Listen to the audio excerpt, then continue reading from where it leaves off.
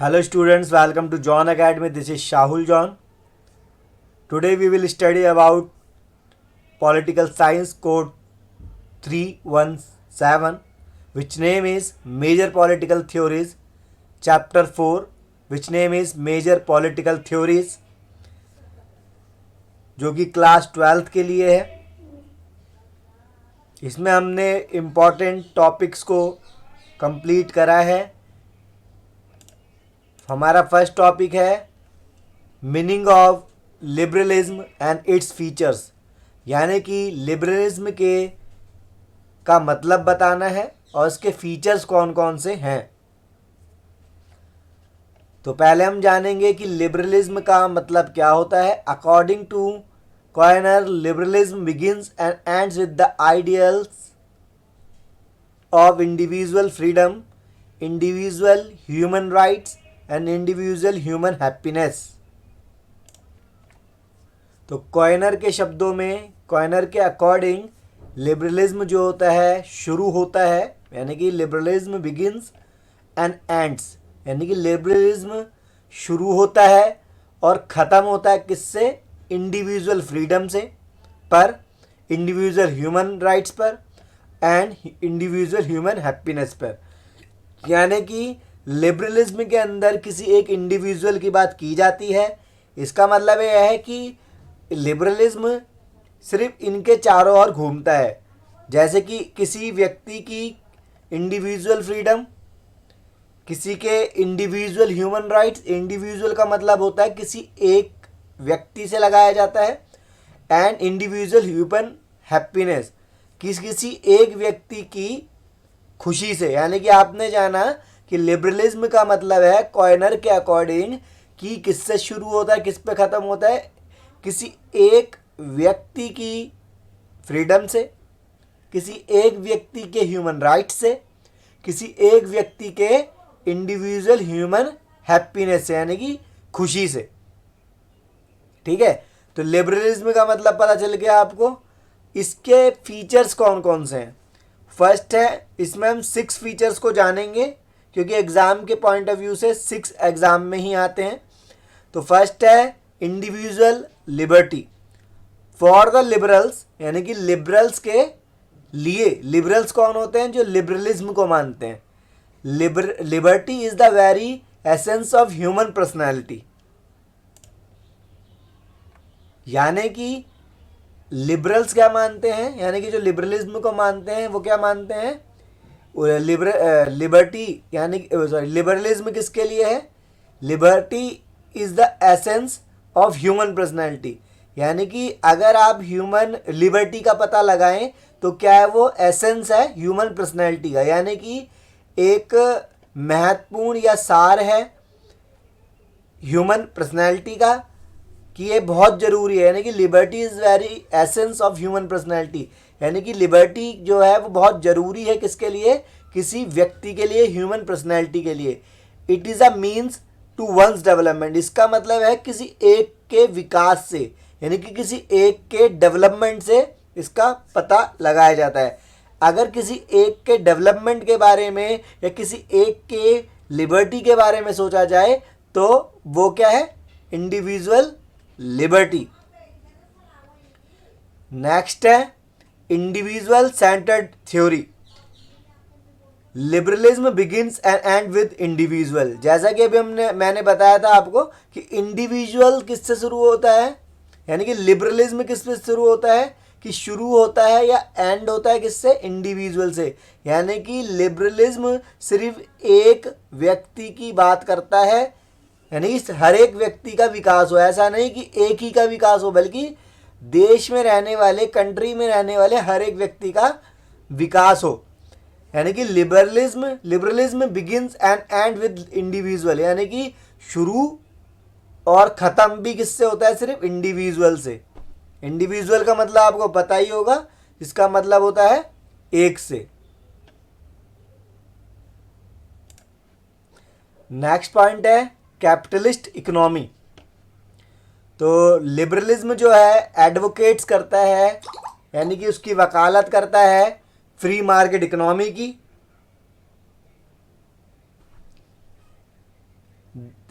For example the capitalist mode of economy it believes in private property system, यानी कि capitalist economy में क्या होता है, लिबरलिज्म फ्री मार्केट इकोनॉमी को मानता है, यानी कि कोई भी कंट्री में आकर अपना ट्रेड कर सकता है, यानी कि व्यापार कर सकता है, और ये बिलीव करता है कि सबके पास अपनी अपनी प्रॉपर्टी हो सकती है, यानी कि प्राइवेट प्रॉपर्टी सिस्टम पर भी वो विश्वास करता है, बिलीव करता है। कौन? लिबरलिज्म। नेक्स्ट है लिमिटेड स्टेट। द लिबरल्स का मतलब मैंने बता दिया आपको, लिबरलिज्म पर जो लिबरलिज्म को मानते हैं। लिबरलिज्म यानी कि the liberals view the state as a mean of attaining the good of the individual. और Locke used to say because the function of the state are limited so are limited its powers.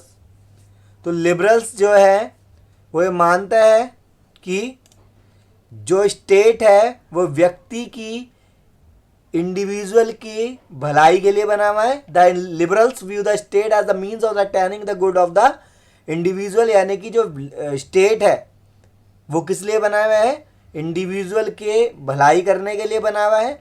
और lock का ये कहना है कि because the function of the state are limited.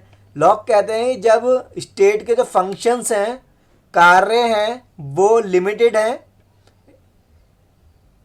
So are limited its powers, जो कि इसकी powers इसलिए भी लिमिटेड है। ठीक है, क्योंकि स्टेट के फंक्शन जब लिमिटेड होंगे तो इसकी पावर भी लिमिटेड होगी। हमारा फिफ्थ पॉइंट है democracy. Liberalism is an exponent of democratic government. It seeks to establish a government of the people, by the people and for the people। यानी कि डेमोक्रेसी में जो लिबरलिज्म है बहुत एक इम्पॉर्टेंट रोल अदा करता है, जिसमें जो कि बताता है कि लिबरलिज्म अगर होगा डेमोक्रेसी में तो वहाँ पर क्या चीज़ हो सकती है। जैसा हमें पता है डेमोक्रेसी के बारे में, It seeks to establish a government of the people, by the people and for the people। यानी कि ये क्या इस्टेब्लिश कर देता है, गवर्नमेंट लोगों के लिए, लोगों के द्वारा, लोगों के लिए। ठीक है, तो ये क्या कर देता है, डेमोक्रेसी के बारे में बताता है। जहाँ पर डेमोक्रेसी होगी वह लिबरलिज्म का होना भी जरूरी होगा, क्योंकि ये उसी का एक तरीके से रोल है। क्योंकि लिबरलिज्म के अंदर कंट्री में रहने वाले हर एक व्यक्ति को क्या मिलती है, एक फ्रीडम मिलती है। मतलब एक फ्रीडम मिलती है। ऐसा नहीं है कि उसको बहुत सारी फ्रीडम मिलती है कि वो सब कुछ कर सकता है, पर उसको ऐसी फ्रीडम जरूर मिलती है कि वो कॉन्स्टिट्यूशन के अकॉर्डिंग चल सके। तो डेमोक्रेसी में लिबरलिज्म का होना बहुत ज़रूरी माना जाता है। नेक्स्ट है वेलफेयरिज्म। वेलफेयरिज्म का मतलब क्या होता है, कल्याण करना, वेलफेयर करना लोगों का। Liberalism is closely associated with welfarism, यानी कि क्या करता है ये, वेलफेयरिज्म में क्या होता है कि अगर लिबरलिज्म होगा तो ये दोनों एक दूसरे से जुड़े हुए हैं। यानी कि जहाँ पर वेलफेयर आपको चाहिए किसी भी कंट्री में, तो लिबरलिज्म का होना बहुत ज़रूरी है, क्योंकि हमें पता है वो पर्टिकुलर और एवरी सिटीजन के बारे में सोचता है। Welfarism as a state activity. Welfare क्या है, एक स्टेट की एक्टिविटी है।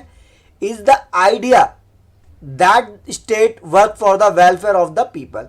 ये एक आइडिया है, वेलफेयर एक आइडिया है जो स्टेट वर्क करता है वेलफेयर करने के लिए, लोगों के लिए। जो कि स्टेट क्या करता है, काम करता है लोगों के वेलफेयर के लिए। ठीक है, तो समझ गए होंगे आप कि वेलफेयरिज्म का मतलब क्या है। तो ये 6 मार्क्स का भी एग्जाम में आता है कि meaning of liberalism and its features. Next topic है हमारा Marxism and it's basic postulates. यानी कि मार्क्सिज्म क्या है और इसके अभिधारणाएं क्या है, यानी कि मार्क्सिज्म मानता क्या है। तो हम पढ़ेंगे मार्क्सिज्म के बारे में। सबसे पहले जानेंगे क्या है Marxism. Marxism is the political philosophy of working class as liberalism is the political philosophy of the capitalist class.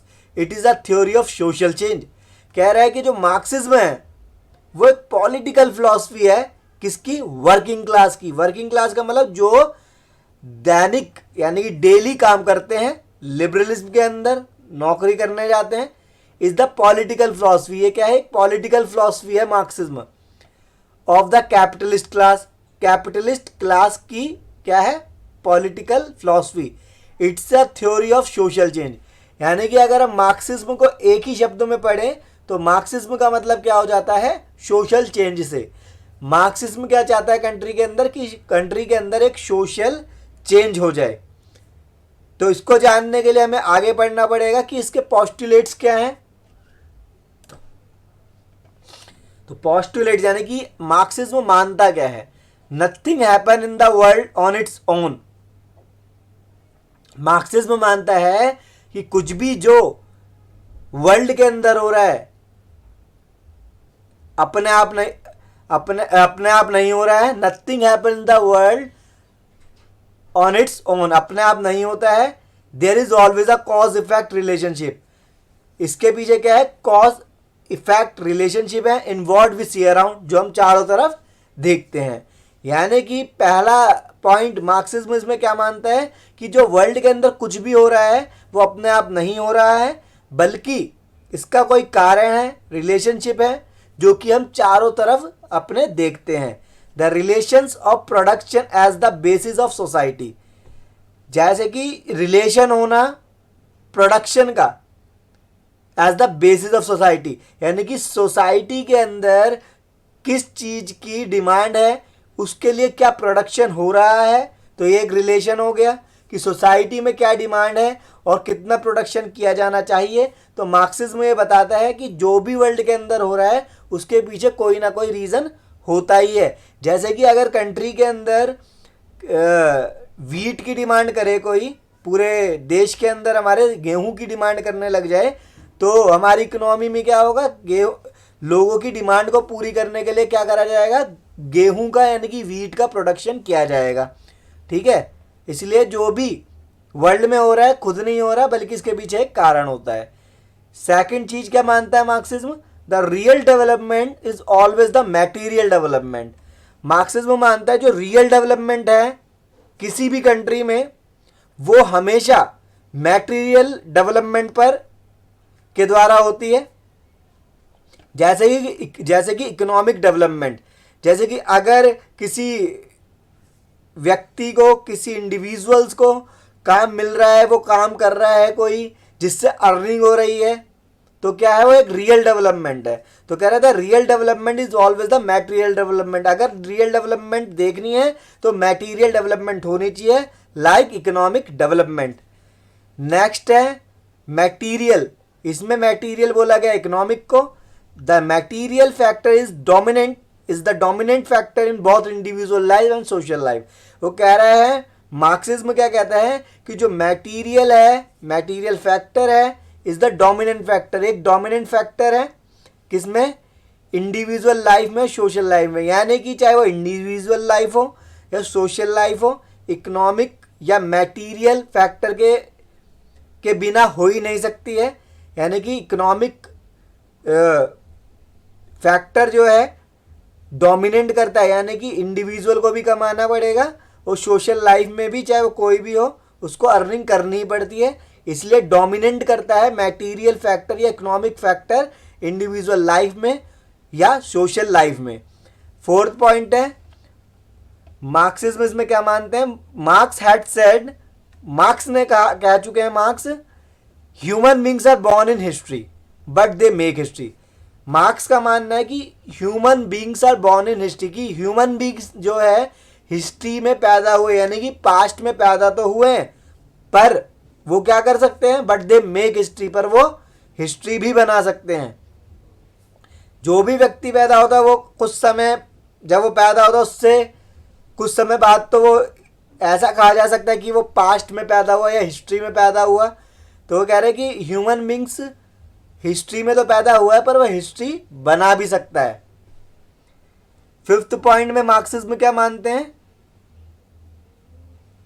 The Marxist say that every subsequent society is better than the preceding society, यानी कि पिछली जो भी society है वो ज़्यादा better रखती है आगे आने वाली सोसाइटी से। मार्क्सिज्म में ये मानते हैं, यानी कि उन्होंने माना कि जो भी पहले सब्सिक्वेंट सोसाइटी होती है या रहती है वो आने वाली सोसाइटी से बेटर होती है। नेक्स्ट है, मार्क्सिज्म मानते हैं revolutions mean total and wholesome changes. Marxism का मानना है कि रेवोल्यूशन का मतलब क्या है? टोटल या होलसम चेंजेस, यानी या तो टोटल चेंज होना ही चाहिए, रेवोल्यूशन का मतलब ये है, जिसको हिंदी में क्या कहते हैं रेवोल्यूशन को? क्रांति। कि हमें पता है कि रेवोल्यूशन क्यों होता है? किसी चेंज के लिए। और मार्क्सिज्म मानते हैं रेवोल्यूशन का मतलब क्या है? टोटल चेंजेस से। They are not a negative force, ये कोई नेगेटिव फोर्स नहीं है, but are what Marx had called the locomotives of the history. और इसी को ही, टोटल चेंजेस को ही मार्क्स ने क्या बोला? Locomotives of history. तो मार्क्स का ये मानना है कि लोकोमोटिव्स ऑफ हिस्ट्री है रेवोल्यूशन, यानी कि एक तरीके से एक इंजन का काम करता है रेवोल्यूशन चेंजेस के लिए। तो ये the Marxism and it's basic postulates, यानी कि वो क्या मानता है। नेक्स्ट है, और ये लास्ट टॉपिक है इसका, यानी कि गांधी के बारे में। Gandhism and Gandhi as a critic of western civilisation. हम इसमें क्या पढ़ रहे हैं कि गांधीज्म और Gandhi as a critic of western civilisation, कि किस तरीके से गांधी जी क्यों वेस्टर्न सिविलाइजेशन को पसंद नहीं करते थे। गांधीयन आइडियोलॉजी, जिसे हम गांधीज्म भी कहते हैं, is set of religious and social ideas adopted and developed by India's father of nation Mahatma Gandhi. तो गांधीयन आइडियोलॉजी, जिसे गांधीज्म भी कहते हैं, सेट हुई है रिलीजियस एंड सोशल आइडियाज के द्वारा, जो कि अडॉप्ट या डेवलप की गई थी किसके द्वारा? महात्मा गांधी के द्वारा। First during his period in South Africa from 1893 to 1949, later in India. जो सबसे पहले कौन से पीरियड के दौरान हुई थी? साउथ अफ्रीका में 1893 में से 1914 तक में। तो ये जो इनकी आइडियोलॉजी है। Although incorporating certain Western ideologies that Mahatma Gandhi was exposed to, Gandhian ideologies was primarily rooted in the Indian culture. यानी कि वेस्टर्न आइडियोलॉजीज के ऊपर गांधी जी ने जब उसको एक्सपोज कर दिया, तब गांधी जी क्या लिया है? अपनी आइडियोलॉजीज लाए, गांधीयन आइडियोलॉजी लाए, जो कि इंडियन कल्चर में क्या थी? प्राइमरली रूटेड थी, यानी कि पहले से ही उनमें बसी हुई थी गांधीयन आइडियोलॉजीज। ठीक है, तो गांधीयन आइडियोलॉजी क्या थी? जो पहले से इंडियन कल्चर में थी, गांधीयन आइडियोलॉजी। नेक्स्ट है, Gandhi as a critic of western civilization. Gandhi क्यों थे, या उन्होंने क्यों आलोचना करी, क्रिटिक करा वेस्टर्न सिविलाइजेशन का? Gandhi ji was a critic of western civilisation. वो क्या थे? वेस्टर्न सिविलाइजेशन के, यानी कि पश्चिमी सभ्यता के विरोधी थे Gandhi ji. His complaint against western materialism is that it destroy the very essence of spiritualism. उनका मानना था, उन्होंने कंप्लेंट करी, उन्होंने अगेंस्ट वो इसलिए हो गए वेस्टर्न मटेरियलिज्म के, कि उन्होंने देखा कि वो क्या कर रही है? डिस्ट्रॉय कर रही है किसको? The very essence of spiritualism, spiritualism का मतलब जो उनका सार है स्पिरिचुअलिज्म का, उसको क्या कर रही है? डिस्ट्रॉय कर रही है। He regarded the western type of man as a atomistic individual with all flesh and no soul. He regarded the Western type of man as an atomistic individual with all flesh and no soul. वो मानते थे कि western types of man हैं, उनमें सिर्फ शरीर है, आत्मा नहीं है, यानी कि उनका जो मतलब वो ढंग से किसी से बिहेव नहीं कर सकते हैं ऐसा। अच्छा, as against the state that existed in the west, Gandhi ji advocated what he called the Ramrajya as against the western style of managing things through the centralizing forces। इसमें यही है कि गांधी जी ने क्या राम राज्य को, वेस्टर्न टाइप ऑफ स्टाइल को हटाकर राम राज्य को लाना चाहा। As against materialism, industrialisation and capitalism, he made a strong play of swadeshi cotton industries and the theory of trusteeship. और साथ ही साथ क्या करा उन्होंने, अगेंस्ट किसके थे, मटेरियलिज्म के, इंडस्ट्रियलाइजेशन के यानी कि मशीनीकरण के वो विरोधी थे गांधी जी, पूंजीवाद के विरोधी थे यानी कि कैपिटलिज्म के विरोधी थे, इंडस्ट्रियलाइजेशन यानी कि मशीनों का आना, मटेरियलिज्म कैपिटलिज्म का मतलब पैसों का आना, पूंजी का लगना, तो वो उसके विरोधी थे। वो मानते थे कि स्वदेशी होना चाहिए हमारे देश के अंदर, कॉटन इंडस्ट्रीज बड़ी होनी चाहिए हमारे देश के अंदर। तो यही उन्होंने थ्योरी ऑफ ट्रस्टीशिप इसको कहा। तो गांधी जी यहाँ पर वेस्टर्न सिविलाइजेशन के इसलिए अगेंस्ट है क्योंकि वो सिर्फ एक अच्छा वातावरण भी तैयार नहीं कर पा रहे हैं और हमारे देश की जो सभ्यता है उसको ख़राब कर रहे हैं। और गांधी जी चाहते थे कि कॉटन इंडस्ट्रीज आए, स्वदेशी अपनाए लोग। तो ये था Gandhi as a critic of western civilization. Next है, ये लास्ट टॉपिक होगा, ये चैप्टर आपका फिर कंप्लीट हो जाएगा। Major Gandhian ideologies, Gandhi ji की आइडियोलॉजीज क्या थी।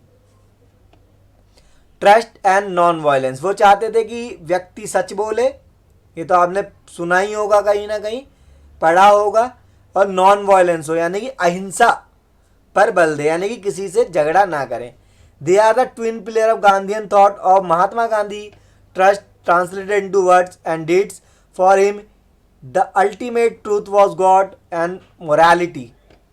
The moral laws and code because became its basis as far as Mahatma Gandhi was concerned, non-violence was active love, the direct opposite of violence। इसका जो main point यही है कि गांधी जी क्या मानते थे, आइडियोलॉजीज क्या थी उनके, ट्रस्ट की और नॉन वायलेंस की। फिर है satyagraha. Second, satyagraha mean the exercise of purest soul force against all form of injustice. तो उन्होंने जो सत्याग्रह करा वो क्या था, इसका मतलब क्या है, सत्याग्रह का मतलब है इनजस्टिस, ऑपरेशंस एंड एक्सप्लॉयटेशन के अगेंस्ट हो जाना, इनजस्टिस, ऑपरेशन एंड एक्सप्लॉयटेशन के विरुद्ध हो जाना, यानी कि अन्याय के खिलाफ होना, शोषण के खिलाफ होना, अगर आपको कोई दबा रहा है उसके खिलाफ हो जाना। The method secures right bye personal suffering and not inflicting injuries. फिर है सर्वोदय। सर्वोदय का मतलब क्या है, Sarvodaya is a term meaning universal uplift और प्रोग्रेस ऑफ ऑल। तो सर्वोदय का मतलब है, सर्वोदय से मतलब है सर्व प्लस उदय यानी कि सबका उदय। गांधी जी ने सर्वोदय चाहा यानी कि सबका उदय चाहा। नेक्स्ट है Swaraj. Although the word Swaraj means self rule. Swaraj का मतलब होता है खुद का राज। इसका मतलब क्या हुआ इंग्लिश में, सेल्फ रूल, खुद का पर क्या होना, रूल करना। Mahatma Gandhi gave it the content of an integral revolution that encompasses all spheres of life. तो खुद का राज होना चाहिए, कोई हम पे कोई हुकूमत, हम पे कोई कंट्रोल ना करे। तो गांधी ने स्वराज के बारे में बोला कि स्वराज होना चाहिए। नेक्स्ट आइडियोलॉजी थी गांधी जी की trusteeship. Trusteeship was a social economic philosophy that meant that the rich people would be trustees of trust and charities set up for the purpose of the common people। इसमें गांधी जी मानते हैं कि जो अमीर लोग हैं, जो रिच हैं, उनको ट्रस्ट के अंदर पैसा देना चाहिए ताकि कॉमन मैन का, कॉमन लोगों का भी थोड़ा विकास हो सके, उनको हेल्प मिल सके। लास्ट है swadeshi. Swadeshi the adjectival form mean of the one's on country but can be loosely translated in most context as self sufficiency.